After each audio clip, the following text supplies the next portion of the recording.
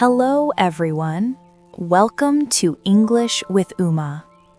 Do you ever feel like English stories are too fast, too complicated, or just disappear from your mind before you can really enjoy them?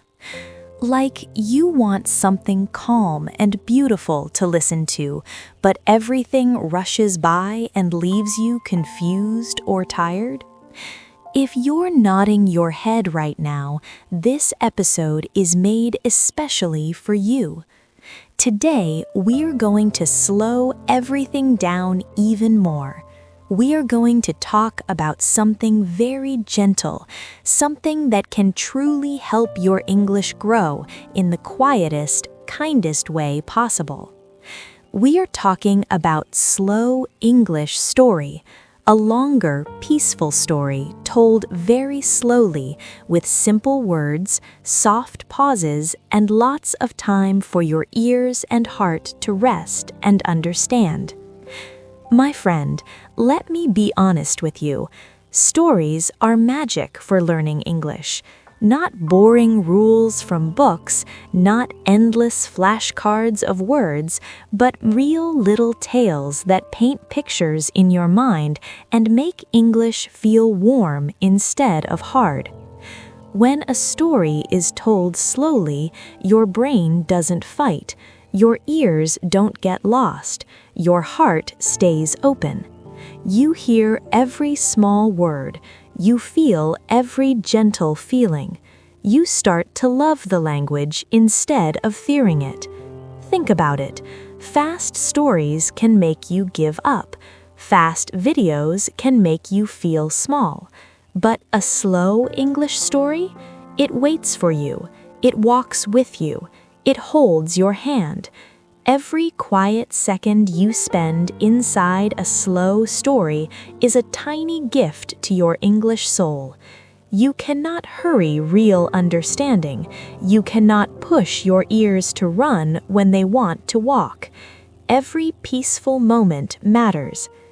Now, I am not trying to scare you or make you feel bad, I promise. I just want you to feel something important. Your English can grow beautifully when you give it time and kindness. Every single day is like a soft blanket wrapped around 24 gentle hours. What you do inside those hours decides how comfortable your English becomes. If you keep choosing very fast content that stresses you, that makes you quit early, that leaves you feeling empty instead of full, then, my friend, you are not just wasting time.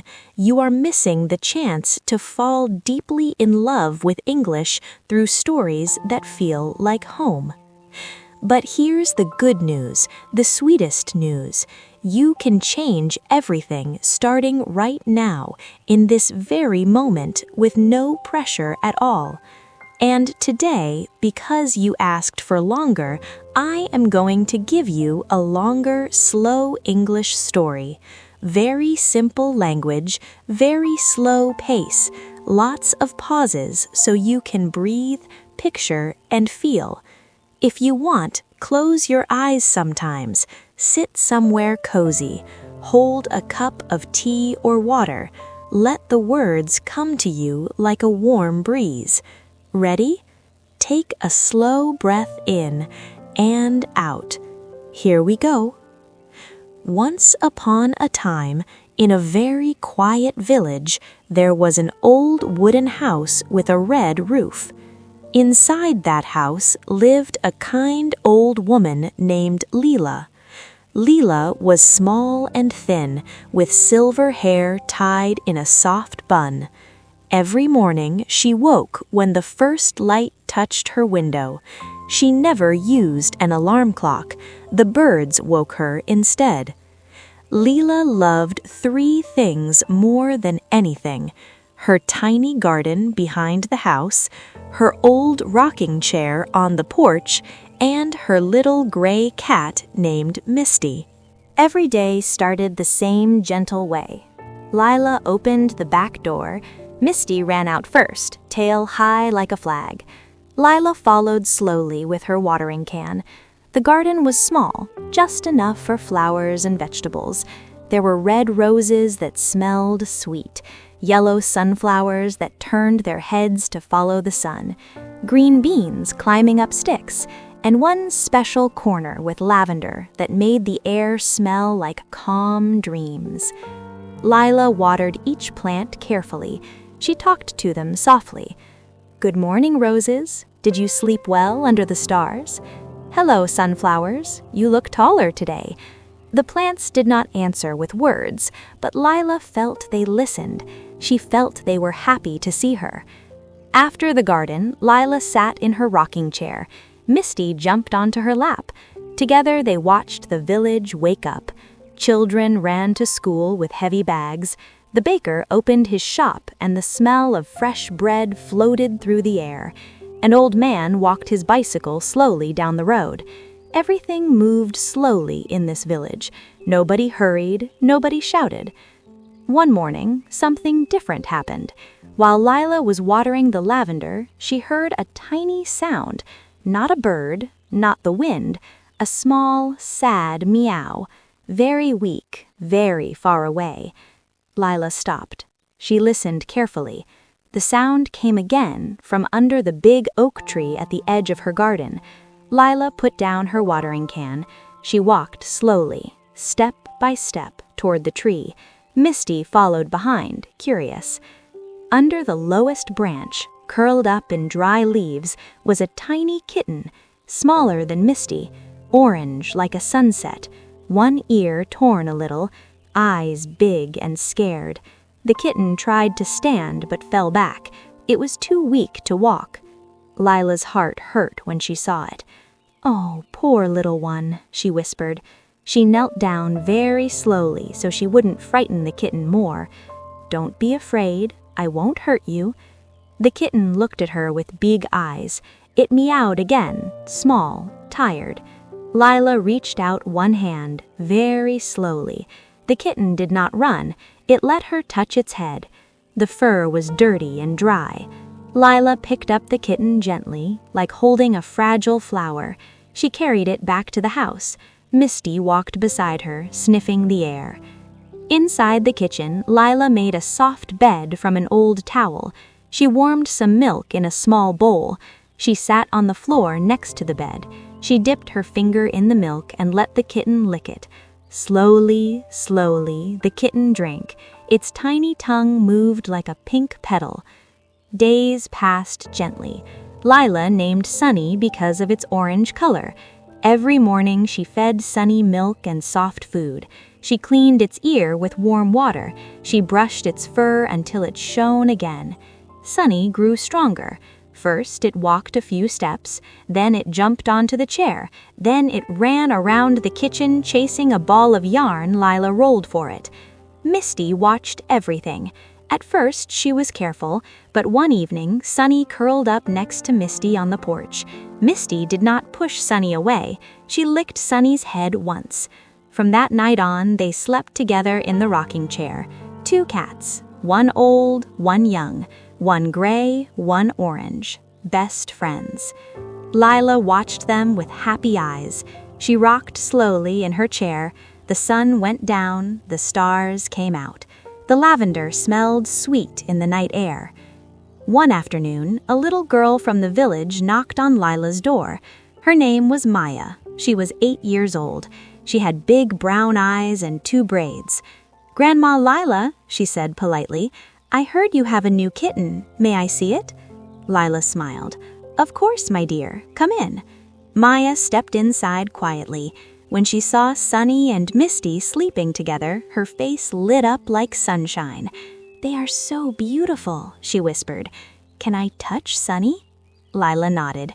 Maya sat on the floor. She touched Sunny's fur very softly. Sunny opened one eye, then purred. Maya laughed, a small, happy laugh. From that day, Maya visited every afternoon after school. She helped Lila water the garden. She brushed the cats. She told Lila stories about her day. Lila listened carefully. She told Maya old stories about the village long ago. They shared cookies. They shared laughter. They shared quiet moments.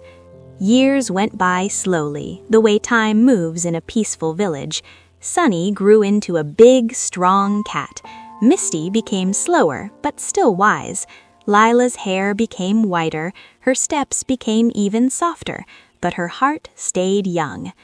One evening, when the sky was pink and gold, Lila sat in her rocking chair with both cats on her lap. Maya sat beside her on the porch steps. They watched the sun disappear behind the hills. Lila spoke quietly. "Maya, do you know the secret of a happy life?" Maya thought for a moment. "Is it having many things?" Lila shook her head gently. "No, dear. The secret is small kindnesses. Watering flowers, feeding a hungry kitten, listening to a friend, sharing a quiet evening. These small things fill the heart more than big treasures." Maya looked at the cats. She looked at the garden. She looked at the peaceful village. She smiled. "I think I understand, Grandma Lila." They sat in silence for a long time. The stars came out one by one. The lavender whispered in the breeze. Everything felt right. And so the days continued, gently, slowly, full of small joys. Lila, Misty, Sunny, and little Maya, together in their quiet world, living one soft moment at a time. The end. My friend, how did that longer story feel? Did you stay with it the whole way? Did you see Lila's garden? Did you feel the warmth of the cats on the rocking chair? Did you hear the quiet happiness in the village? That is what slow English stories do. They give you time to live inside the words, time to care about the characters, time to let English become part of your heart. Now, let me share 5 gentle ideas to help you enjoy more slow English stories, even longer ones, every day. First, treat slow stories like a daily rest for your soul. Not a task, not homework, a rest. Choose one every day. 5 minutes, 10 minutes, 20 minutes, whatever feels kind. Play it while lying down, walking slowly, or sitting with closed eyes. Second idea, build tiny peaceful pockets throughout your day. Morning light, the beginning of a story. Afternoon tea, the middle part. Evening quiet, the ending. Small pieces of story every few hours keep your ears happy and your mind calm. Third, say no kindly to anything too fast right now. Fast podcasts, fast news, fast movies, save them for later when your ears feel stronger. For now, choose slow narrators with clear, soft voices. Choosing slow is not weak, it is loving yourself. Fourth, make your story time extra gentle. Light a small candle if you like. Wrap yourself in a blanket. Pause the audio whenever you want to repeat a beautiful sentence slowly out loud. Once upon a time, in a very quiet village. Say it softly. Feel it. Stories are for joy, not speed. Fifth, connect your slow story time to what your heart really wants. Why do you love English? To enjoy books without stress? To understand songs and movies someday? To talk with people from far places? To feel less alone? Write your reason on a small paper. Keep it near your listening place. On days when motivation is low, read it. It will whisper, "Keep going gently. This matters to you." My friend, I want to be very clear. Slow stories are not the end. They are the beginning of loving English. One day your ears will ask for more speed. One day you will smile because fast stories feel easier. But right now, gentle is perfect. Joy is perfect.